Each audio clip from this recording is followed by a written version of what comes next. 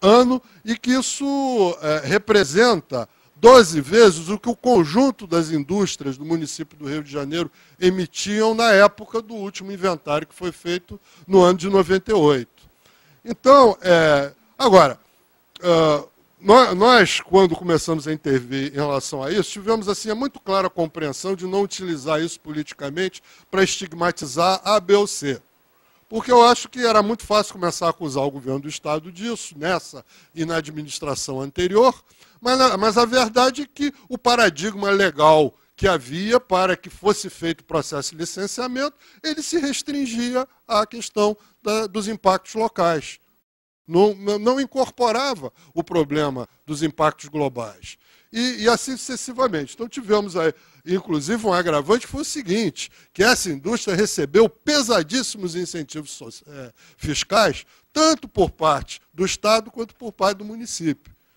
A única coisa que nós conseguimos intervir já no final desse processo foi quando foi se renovar os incentivos, no ano passado, e nós aí resolvemos intervir na situação e condicionar a concessão desses incentivos a uma série de medidas de compensação dessas emissões que vão cobrir aproximadamente, se tudo correr muito bem, como 10%, compensar 10% dessas emissões, quando muito.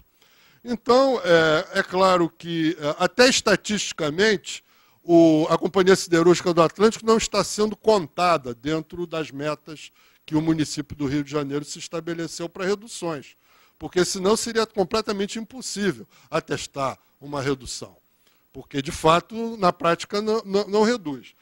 Mas eu vejo que esse foi um problema que, de fato, aconteceu, um problema gravíssimo. Eu acho que a gente deveria aí se unir e até se articular internacionalmente para imprimir sobre a Companhia Siderúrgica do Atlântico um grau de pressão cada vez maior para que eles cheguem ao ponto de, daqui a alguns anos, neutralizar em 100% as suas emissões.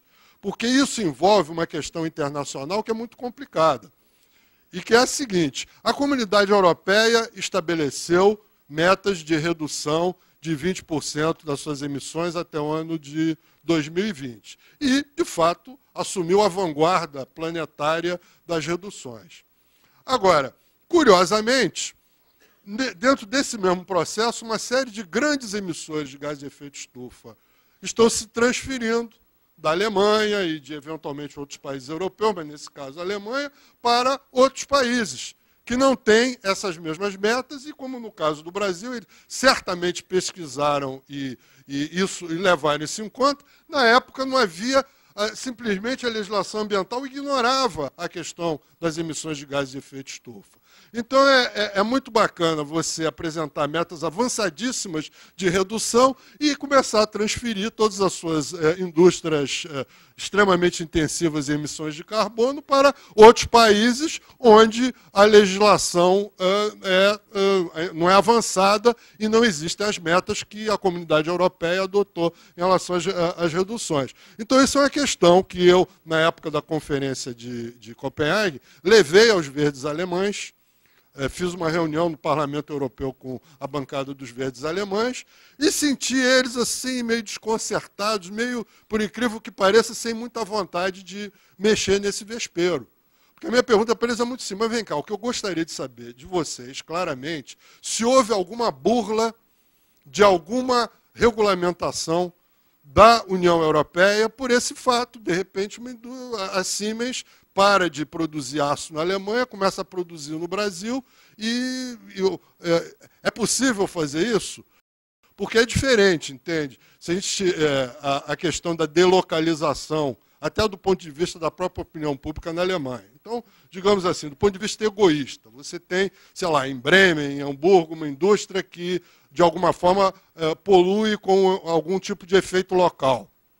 Joga fumaça. Aí deixa de jogar fumaça, é transferida para a China, então a população local pode até comemorar. Tirar essa porcaria dessa indústria poluente aqui do meu lado e não está mais soltando fumaça, está lá poluindo os chineses, problema deles.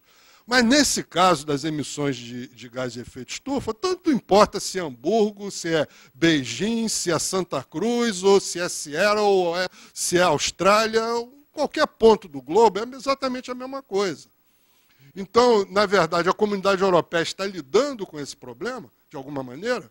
Existe alguma previsão em relação a esse tipo de situação, de cumprir as suas metas supostamente apenas transferindo indústrias altamente emissoras de gás de efeito estufa para outros países que têm um tipo de legislação mais leniente?